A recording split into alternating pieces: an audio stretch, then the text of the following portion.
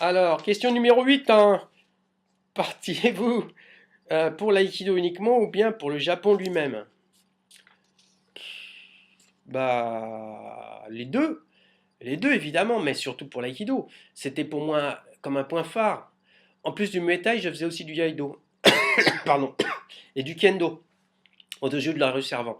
Au début avec les gens de l'équipe de France comme Delorme, De Piccolo, Doucet, Amo, etc. Et puis après son retour au Japon avec Jean-Pierre Régnier, que j'aimais beaucoup.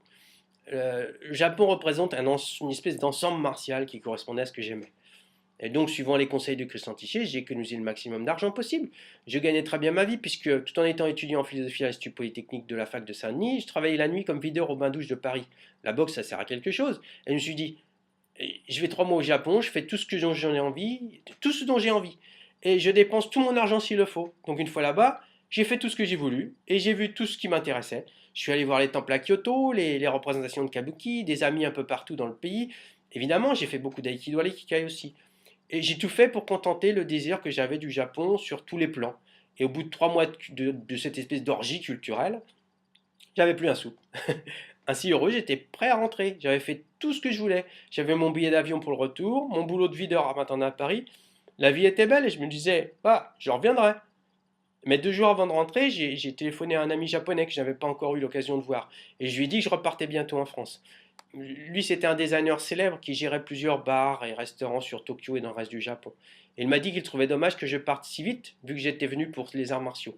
Il m'a dit de passer à son bureau avant de partir, et il m'a demandé si je ne voulais pas rester. Il m'a posé un emploi, un logement, un visa, il m'a même prêté de l'argent. Il m'a dit que c'était en quelque sorte une occasion unique à prendre ou à laisser. Alors là, je me souviens qu'une de ses secrétaires m'avait apporté une petite coupe de thé vert comme ça, qu'elle avait posée devant moi. Et quand il m'a posé ces questions, j'ai eu besoin de temps. J'ai pris le thé, hop, et j'ai bu d'un seul trait. Mais ce thé, il était bouillant. Je ne savais pas moi, mais il était bouillant, bouillant, bouillant. Et il m'a brûlé toute la bouche. Curieusement, je pense que c'était vraiment un retour à la réalité qui m'a poussé à dire oui sans aucune grimace. C'était quelque chose de très bizarre, ce genre de réaction instantanée, presque, due à la douleur, due à ce thé vraiment incandescent qui montrait physiquement que j'avais vraiment beaucoup à apprendre ici. Mais au moins que j'avais déjà résisté au thé brûlant japonais, et donc que c'était faisable. Euh, Seulement, contrairement à ce qu'il m'avait dit, ce travail qu'il m'avait proposé commençait pas avant 3 mois.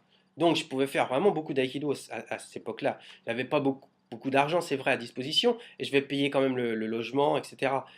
Je me souviens que j'étais obligé de manger des bananes et des pommes chiches pour survivre, c'était pas rigolo. Mais bon, je m'entraîne énormément tous les jours. Je ne dirais pas 5 heures par jour, je trouve ça stupide de dire ça.